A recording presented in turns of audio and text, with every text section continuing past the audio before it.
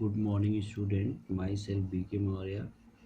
Today we discuss about animal kingdom. In previous class we discuss about plant kingdom, but today start animal kingdom.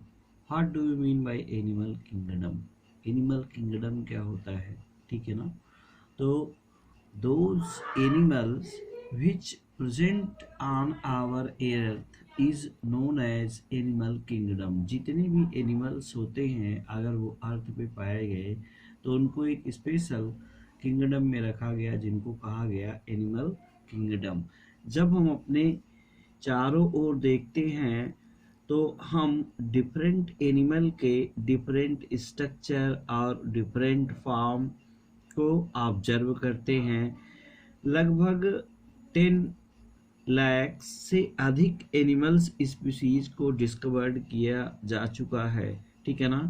और इन सभी animals को identify करने के लिए एक स्पेशल काइंड का ग्रुपिंग किया गया और ये ग्रुपिंग ही क्या कहलाया? Classification of animal.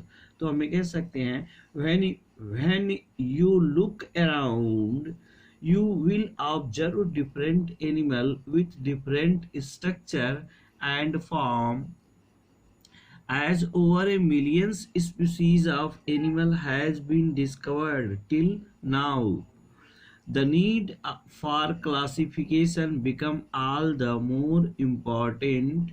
The classification also help in assigning a systematic position to new described species. यानी कहने का मतलब है कि जब हम अपने चारों तरफ देखते हैं तो अपने चारों तरफ जब देखते हैं तो हमें डिफरेंट काइंड्स के एनिमल्स दिखाई देते हैं और वो डिफरेंट काइंड्स के एनिमल कोई स्ट्रक्चर में तो कोई उसके अवस्था में फॉर्म में डिफर होते हैं। लगभग मिलियन से भी अधिक जो एनिमल्स हैं उनको डिस्कवर्ड कर लिया गया है, लेकिन बाद में और एनिमल्स जो नए डिस्कवर्ड होते हैं उनको क्लासिफाइड करने के लिए, आइडेंटिफाई करने के लिए हर एक एनिमल्स को ग्रुपिंग किया गया और ग्रुपिंग करके उनको अलग अलग क्लास में डिवाइड किया गया।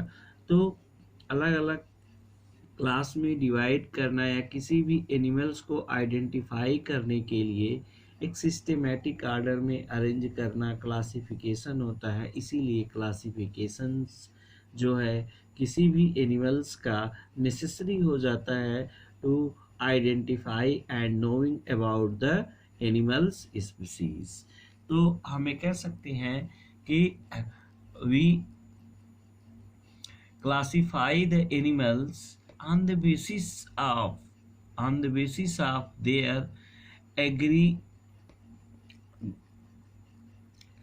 their arrangement of cells, body symmetry, structure of xylem। इन सभी के पैटर्न पर हम एनिमल्स को जनरली क्या करते हैं? क्लासिफाई करते हैं। तो यहाँ पे हम कह सकते हैं when you look around you will observe different animal with different structure and forms. As over millions species of animals have been described till now, the need of classification become all the more important. The classification also help in assigning a systematic position to newly described species। ठीक है, तो यहाँ पे ये आपको समझ में आ गया होगा। तो अब यहाँ पे हम पढ़ेंगे बेसिस ऑफ क्लासिफिकेशन। एनिमल्स के क्लासिफिकेशन की आवश्यकता पड़ी तो क्लासिफिकेशन जब एनिमल्स का किया गया तो उनकी बेसिस क्या होती है? Basis of classification of animal हमें कह सकते हैं बेसिस ऑफ क्लासिफिकेशन। यहाँ पे कहा जा सकता है बेसिस of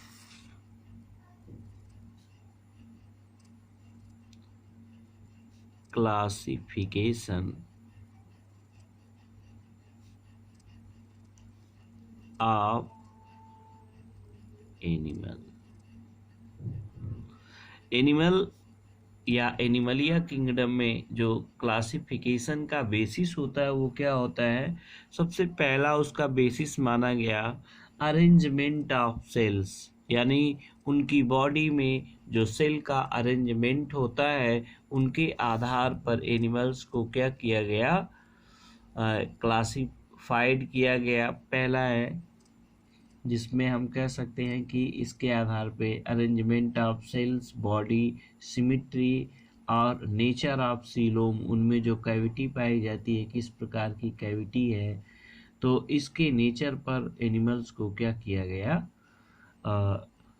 इसके आधार पे एनिमल्स को या इसके नेचर पे एनिमल्स को जो है क्लासिफाई किया जाता है। तो यहाँ पे पहला है arrangement of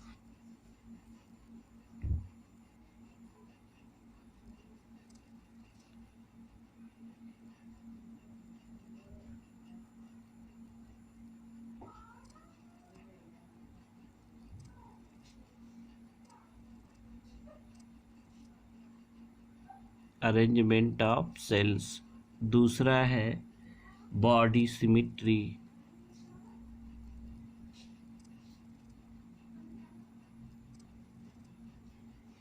body symmetry.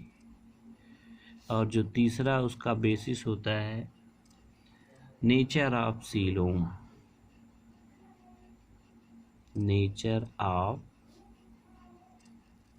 Coelom. तो इन तीनों के आधार पे किसी भी एनिमल्स किंगडम में एनिमल का क्लासिफिकेशन किया जाता है, यानी arrangement of cells, body symmetry and nature of coeloms के बेसिस पर एनिमल्स का क्या किया गया? क्लासिफिकेशन किया गया। तो हमें कह सकते हैं कि जो ये क्लासिफिकेशन के जो 3 बेसिस हैं, इसमें सेलुलर लेवल का अरेंजमेंट हो सकता है किसी भी ऑर्गेनिज्म में। ये 3 बेसिस हैं। तो सेलुलर लेवल क्या होता है? जैसे arrangement of cells. Arrangement of cells, तो पहला लेवल को हम लेते हैं लेवल ऑफ ऑर्गेनाइजेशन। ठीक है, तो हमें कह सकते हैं लेवल ऑफ ऑर्गेनाइजेशन। इसमें जो आधार बनाया गया किसी एनिमल्स के बॉडी का लेवल क्या होता है ऑर्गेनाइजेशन का, तो ये क्लासिफिकेशन में सबसे पहली पॉइंट आती है इस चैप्टर को पढ़ने में, level of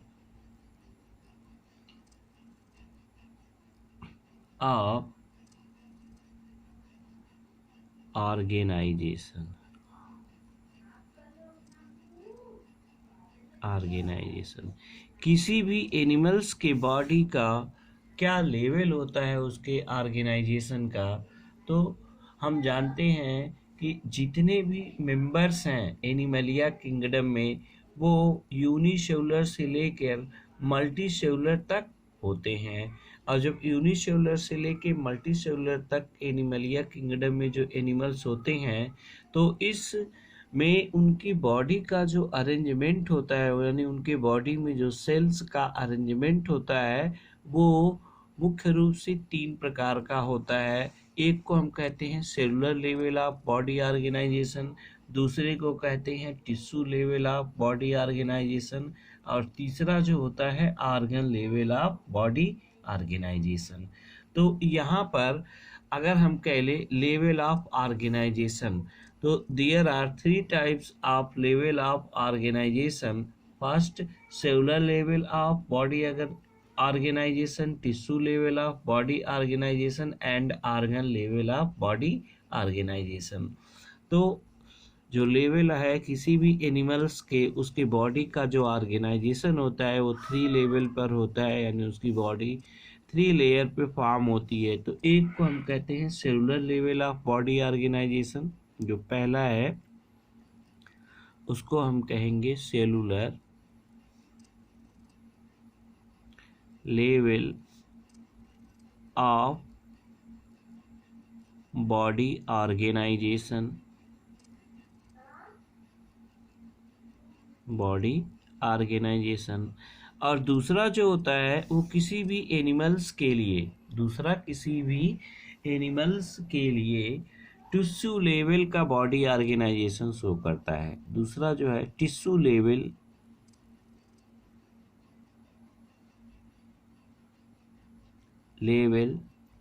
of body organisation.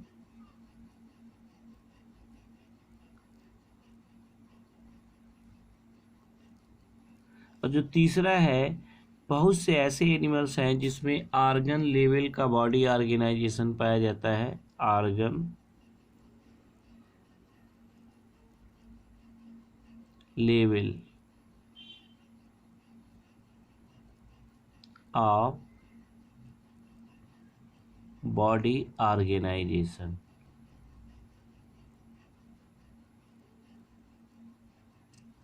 तो ये 3 प्रकार के जो लेवल होते हैं ये किसी भी एनिमल्स के बॉडी ऑर्गेनाइजेशन में होते हैं।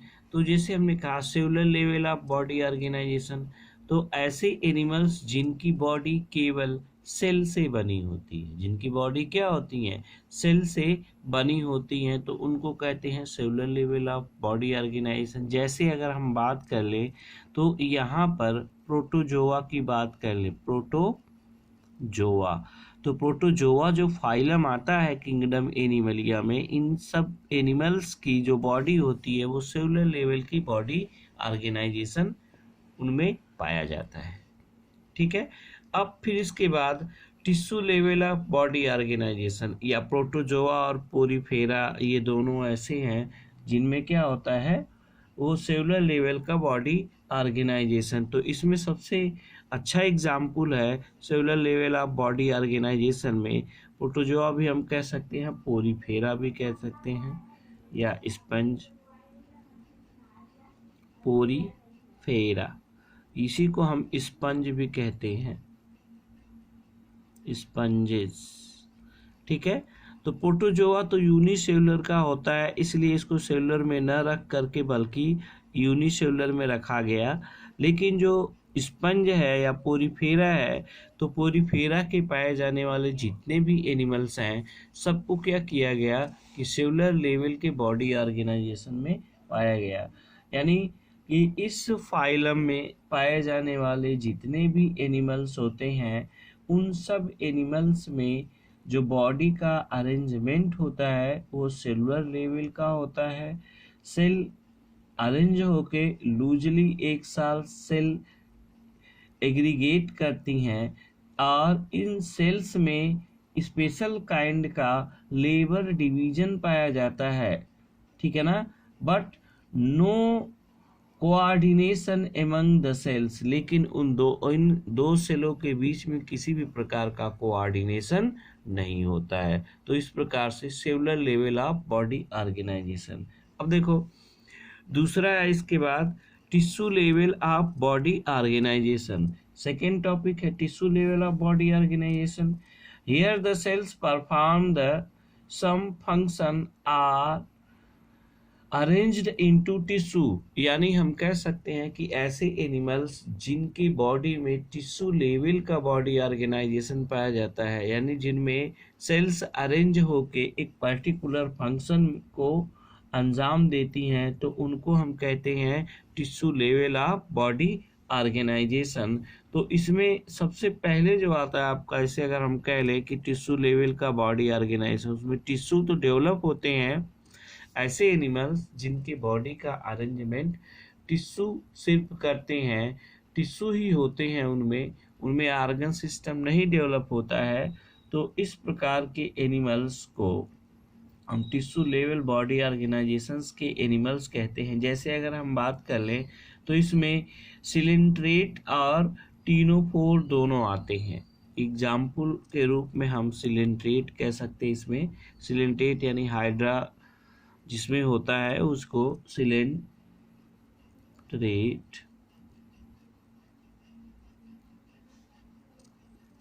और टीनोफोरा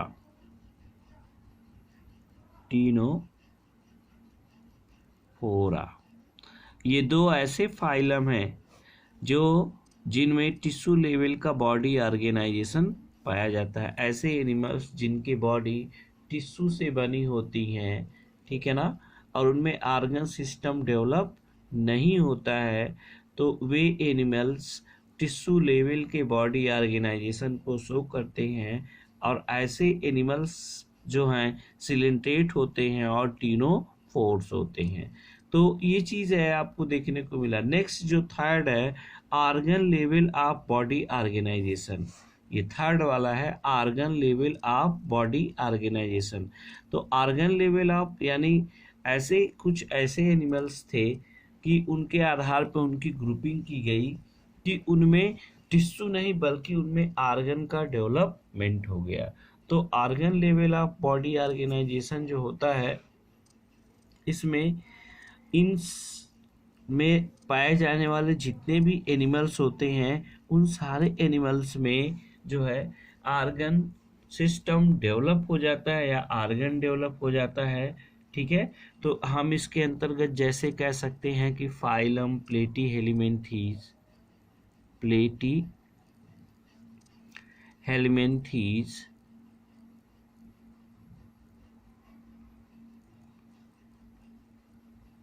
प्लेटीहेल्मिन्थीज, इसमें ऑर्गन लेवल का बॉडी ऑर्गेनाइजेशन पाया जाता है। ऑर्गन लेवल का बॉडी ऑर्गेनाइजेशन पाया जाता है। बाकी और जो है, अगर हम बात कर ले एस्केहेल्मिन्थीज, जिसको राउंड वर्म कहते हैं, एस्केहेल्मिन्थीज,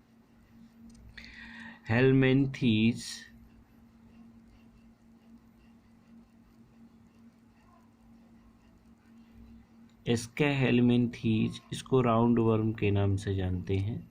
राउंड वर्म इसमें आते हैं, राउंड वर्म। और फिर इसके बाद एनिलीडा हो गया आपका,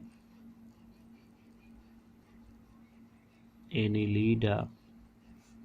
नेक्स्ट जो है आपका आर्थ्रोपोडा, मोलस्का,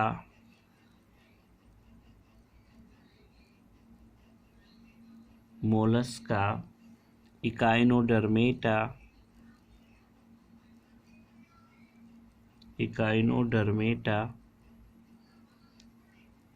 और फिर इसके बाद हेमिकार्डेटा,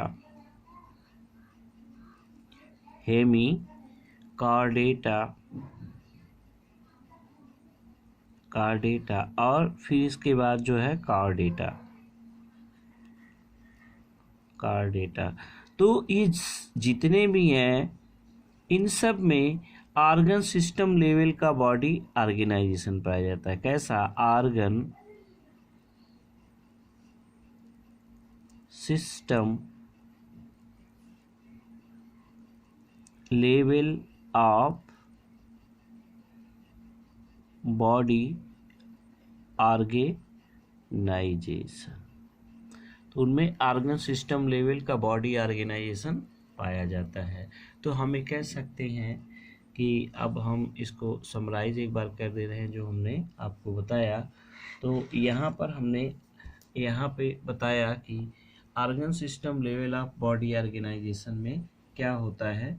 तो यहाँ पे इनमें जो डिफरेंट टाइप के ऑर्गन्स का क्या होता है, डेवलपमेंट होता है। और जैसे हम कह लें एग्जाम्पल के तौर पे ऑर्गन सिस्टम लेवल में, अगर हम एग्जाम्पल के तौर पे यहाँ पे कहें तो जो ऑर्गन सिस्टम लेवल होता है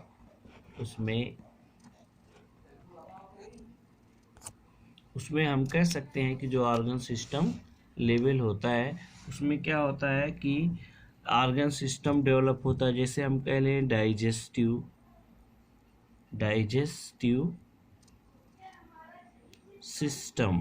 तो डाइजेस्टिव सिस्टम की अगर हम बात कर लें तो कुछ एनिमल्स में कंप्लीट डाइजेस्टिव सिस्टम होता है और कुछ एनिमल्स में इनकम्प्लीट डेवलपमेंट होता है। ठीक है ना। तो डाइजेस्टिव सिस्टम में क्या होता है, माउथ भी आता है, आइसोफेगस आता है, स्टमक आता है, इंटेस्टाइन आता है। तो ये सभी अलग अलग क्या है, ऑर्गन्स हैं, और ये जुड़े आपस में तो ऑर्गन सिस्टम को डेवलप किया। तो इस प्रकार का जो सिस्टम होता है उसके आधार पर एनिमल्स को क्लासीफाई किया गया। फिर जैसे अगर हम कह लें सर्कुलेटरी सिस्टम, तो सर्कुलेटरी सिस्टम में क्या होता है, ब्लड वेसल्स आ जाती हैं, ब्लड आ जाता है, फिर हार्ट आ जाता है, 3 प्रकार के पार्ट आ जाते हैं, और वो सभी तीनों अंश मिलकर क्या बनाते हैं कि ये सर्कुलेटरी सिस्टम को बनाते हैं। तो इस प्रकार जो एनिमल्स होते हैं, एनिमल्स को उनके लेवल ऑफ अरेंजमेंट के आधार पर क्लासिफाई किया गया। तो सेलुलर बेसिस का जो अरेंजमेंट होता है वो 3 होता है, उसको हम कहते हैं cellular level of body organisation, दूसरा tissue level of body organisation, तीसरा organ system level of body organisation. ठीक है, तो ये आपको समझ में आ गया होगा कि लेवल ऑफ ऑर्गेनाइजेशन किसी भी एनिमल्स में उसके बॉडी का जो लेवल होता है, उसकी बनावट जो होती है कितने टाइप्स की हो सकती है, सेलुलर लेवल की बनावट हो सकती है, उसमें टिश्यू लेवल की बनावट हो सकती है, या फिर ऑर्गन सिस्टम लेवल उनमें डेवलप होता है। तो इस प्रकार हम कह सकते हैं, ठीक है ना। अब नेक्स्ट जो है क्लासिफिकेशन का जो दूसरा टर्म होता है, यहाँ पे आप पीछे की तरफ आएंगे तो देखेंगे, तो ये arrangement of cells, arrangement of cells के अरेंजमेंट के आधार पर जो एनिमल्स जो होते हैं वो 3 टाइप्स के लेवल में अरेंज होते हैं, एक सेलुलर लेवल में अरेंज होते हैं, एक टिश्यू लेवल में, एक ये, ठीक है। तो हर एक चीज़ का एग्जाम्पल के साथ आप यहाँ पढ़े। I hope you understand arrangement level है। फिर इसके बाद नेक्स्ट है, नेक्स्ट में आपका आएगा बॉडी सिमिट्री। तो बॉडी सिमिट्री की स्टडी हम नेक्स्ट क्लास में करेंगे। ओके, तब तक के लिए धन्यवाद।